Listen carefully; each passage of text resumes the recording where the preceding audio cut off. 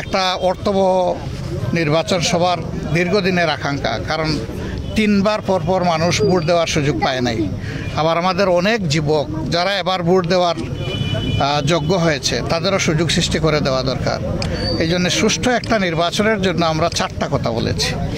সংস্কারটা হতে হবে, বিচার দৃশ্যমান হবে, তারপরে জুলাই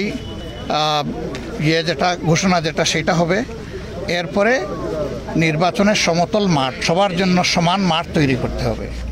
উনি ঘোষণা দিয়েছেন একটা তারিখের, কিন্তু এই সুযোগগুলো সৃষ্টি না করলে একটা অর্থবহ নির্বাচন হবে না, আর জাতি যেন তেন কোনো নির্বাচন চায় না।